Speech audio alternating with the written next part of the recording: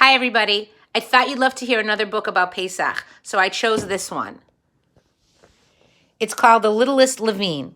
The person who writes the book is named Sandy Lanton, and the person who illustrates it or draws the pictures her name is Claire Kay. Okay, here we go.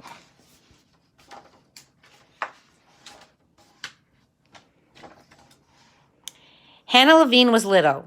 Hannah? Hey, just like our Hannah. And Nora's baby's name is Hannah. That's so funny. Okay. Hannah Levine was little. She was too little to reach the sink by herself. Too little to tie her own shoelaces.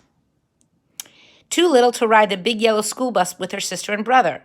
I hate being the littlest, Levine, said Hannah. I know, said Grandpa, but someday you may change your mind. We don't love to use the word hate, right, guys? But in the story, it's okay. On Sukkot, it was even worse. Her daddy had to pick her up so she could hang paper chains from the roof of the sukkah. I hate being the littlest, said Hannah. Don't worry, said Grandpa. Soon you'll be glad to be the littlest Levine. On Chanukah, Hannah couldn't light the candles by herself. Her grandma insisted on guiding her hand. I hate being the littlest, said Hannah.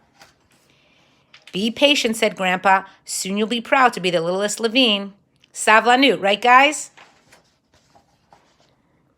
On Purim, Hannah filled the hamantashen and folded them up, but her mom had to put them in the oven. I hate being the littlest, said Hannah. Your holiday is coming, my littlest Levine, said Grandpa. Let's go into my study, just the two of us. We have a lot of learning to do. Passover, or Pesach like we call it, preparations began, and the whole family was busy. But when they cleaned the house, Hannah could only wash the lowest part of the picture window. When they unpacked the Pesach dishes, Hannah could only put the shelf paper in the bottom.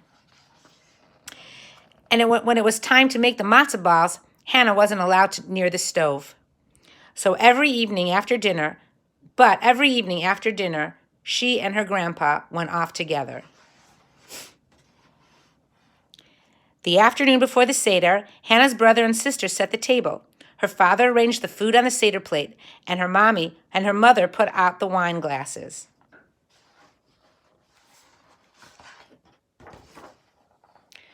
But once again, Hannah and her grandpa disappeared into his study.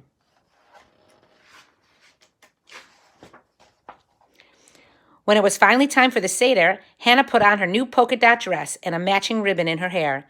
She twirled around her room, letting the skirt billow out in a circle. She was ready. The candles were lit, and everyone joined in the blessings, or in the brachot. Then they took turns reading from the Haggadah. When it was time for the 4 questions, or the Manish Tanah, everyone got quiet. Who is the littlest? Grandpa asked. Hannah smoothed her hair and cleared her throat.